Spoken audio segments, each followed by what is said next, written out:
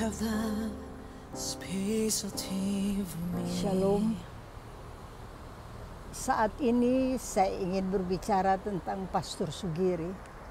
Saya sedih sebetulnya mengenang beliau, apa yang beliau buat di dalam hidupku.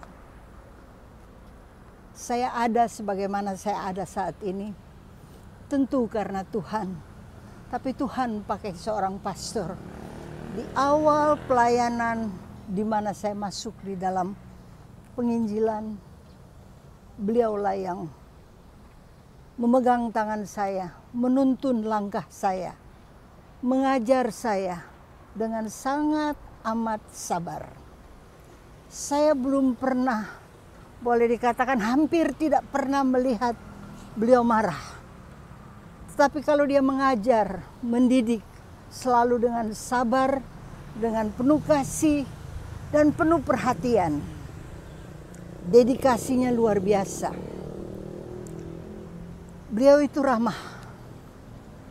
Nah, pada saat kami masuk di dalam pelayanan tahun 1977, beliau lihat saya dan bersama-sama dengan Ibu Siregar kami datang ke Mangga Besar. Kemudian beliau tanya, "Kamu buat apa?" Saya bilang, "Saya pelayanan, Romo." "Di mana kamu pelayanan?" "Saya pelayanan di non-Katolik, yaitu di Women's Glow." Beliau berkata, "Marilah, ambil tempat di gereja Katolik. Karena di sini sangat banyak memerlukan orang seperti engkau." Dan ketika itu Ibu Siregar juga berkata demikian. Maka tidak lama kemudian dibentuklah Persekutuan Doa Karismatik Katolik Elizabeth. Nah, yang ingin saya ceritakan tentang Romo Sugiri adalah beliau itu beri ruang kepada awam. Dia beri, dan kalau dia delegasikan sesuatu, dia tidak ikut campur lagi. Dia sepenuhnya delegasikan, dan dia memandang dari jauh. Kalau ada kekurangan dan kelemahan, nanti sesudah itu dia akan katakan. Tapi tidak mungkin dia permalukan yang dia delegasikan di depan umum. Tidak pernah dipermalukan. Selalu didorong, diangkat. Dan kalau saat ini saya lihat, Romo Sugiri adalah pastor yang pada saat itu sungguh memanggil umat, mendidik umat, dan berkata bahwa kamu adalah saksi Kristus. Maka kamu harus bekerja di dalam gereja. Dan beliaulah yang mendidik. Kalau saat ini banyak sekali pewarta Injil. Di Jakarta saja 300-an lebih. Itu baru Jakarta. Belum lagi kota-kota lain. Beliaulah yang mencetak awam menjadi pewarta Injil, menjadi saksi Kristus, menjadi berguna di gereja. Dulu mana ada ibu-ibu rumah tangga menyanyi jadi singer atau jadi WL. Tapi semua dikasih tugas sehingga semua merasa berguna di gereja. Ada ambil bagian sesuatu kita bisa lakukan untuk Tuhan. Jadi ini pun ide beliau mendirikan sekolah SEP dan KEP.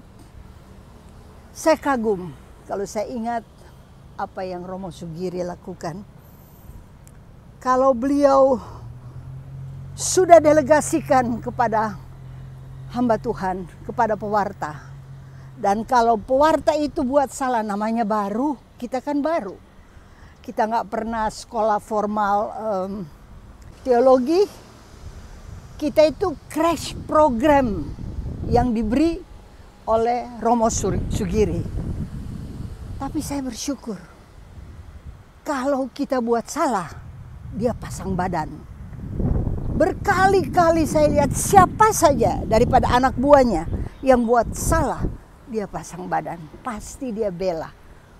Tuhan Terima kasih bahwa saya boleh merasakan Romo Sugiri. Bagaimana dia mengajar kita bertutur bahasa surgawi. Dari mulut kita yang tadinya kita orang awam biasa, ya ada kata-kata yang kurang sopan lah yang keluar. Tapi beliau mengajar kita bertutur bahasa surgawi, bersikap surgawi. Luar biasa Romo Sugiri ini. Etika dia mengajar kepada kita para hamba Tuhan luar biasa. Saya pribadi mengalami berkali-kali pergi pelayanan sama beliau. Kami pergi ke Sumatera, ke Medan bersama Roy dan Beni, Ibu Siregar. Kami pelayanan di sana. Sukacita luar biasa. Banyak jiwa yang datang kepada Tuhan. Selain Medan, kami juga pergi ke Sulawesi Selatan, ke Makassar. Gereja Gotong-Gotong. Di sana diadakan kebangunan rohani besar dan persekutuan doa didirikan oleh Romo Sugiri. Kami juga ke Jawa Tengah, Jawa Timur, pergi ke Surabaya. Di Surabaya pertama kali diadakan kebangunan rohani besar sekali di gereja Kristus Raja. Saya ingat sekali, beliau membawa tentang tulang-tulang dari Yehezkiel 37. Bagaimana tulang-tulang itu dibangkitkan, dihidupkan. Kita manusia ini sudah mati, tapi Tuhan hidupkan. Dia jadikan kita ciptaan baru. Luar biasa. Dan saya ingat satu peristiwa di dalam pelayanan di mana kami pergi ke Sabah, Kota Kinabalu, dan Bundu Tuhan. Nah, ketika kami pergi ke Kota Kinabalu, ke Sabah, tidak banyak yang ikut. Seingat saya yang ikut adalah Yos. Kemudian ya selama perjalanan ada percakapan yang kami buat. Dan karena kami baru pertama terjun di dalam pelayanan, kita ini awam-awam yang diambil begitu saja. Tuhan suruh, Tuhan yang pilih. Jadi ada luka batin, ada kekecewaan yang belum pernah kita utarakan kepada siapapun. Nah, di dalam percakapan saya bersama Romo Sugiri, ada satu perkara yang saya utarakan, yang sangat mengganjal di hati saya dan bertahun-tahun saya simpan. Saya cerita sama dia, saya menangis. Kemudian dia peluk saya. Pada saat menangis nggak ngomong apa-apa. Dia nggak bilang ya udah deh, udah lewat. Enggak. Dia hanya peluk saya. Dia usap-usap punggung saya. Dan saya merasa terlepas, pengampunan ku peroleh.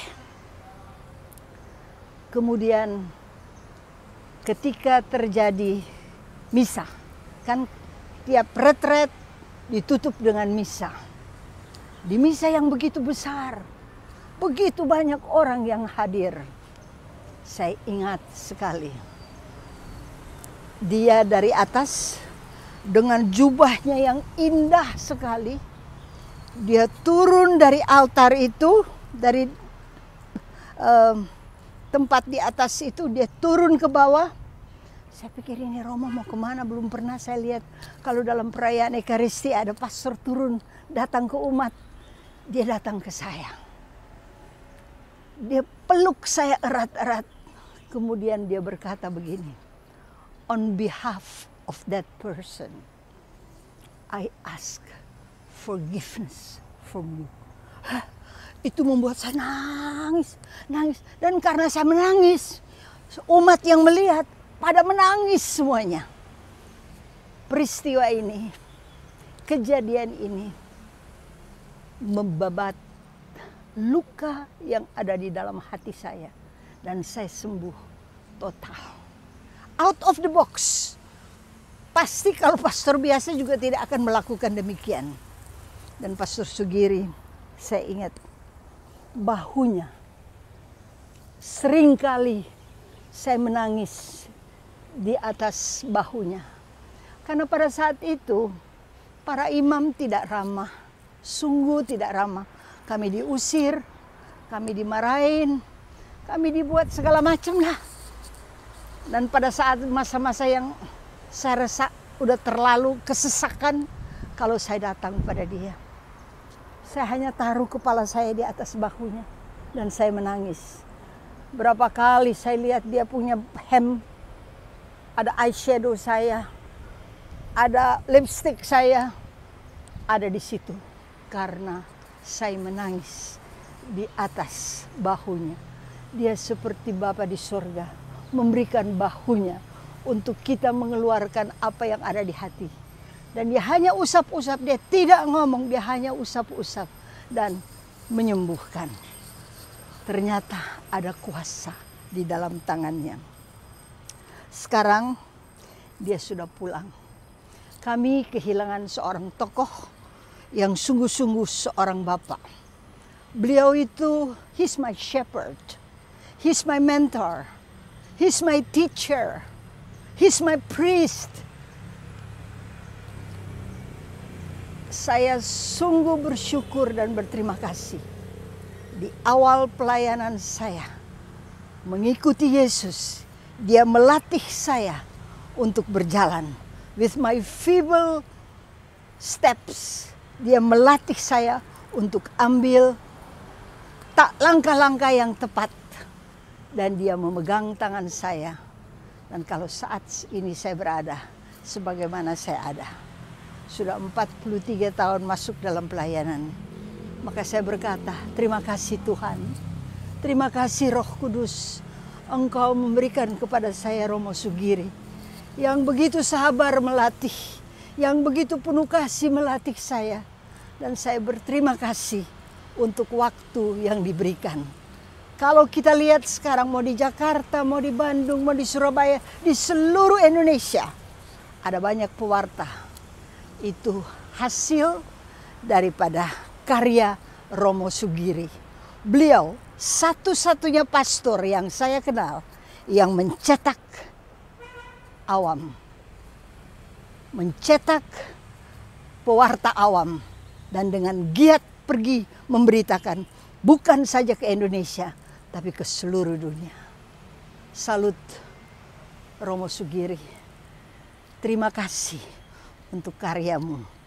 Dan semua apa yang kau buat, all noted in heaven. Sekarang engkau boleh bersenang bersama dengan Tuhan. Dan melihat anak buahmu pergi dan memberitakan Injil. Membawa kabar baik ke seluruh dunia. Tuhan memberkati. No one can take your place. No one can take your place. No one can take your place.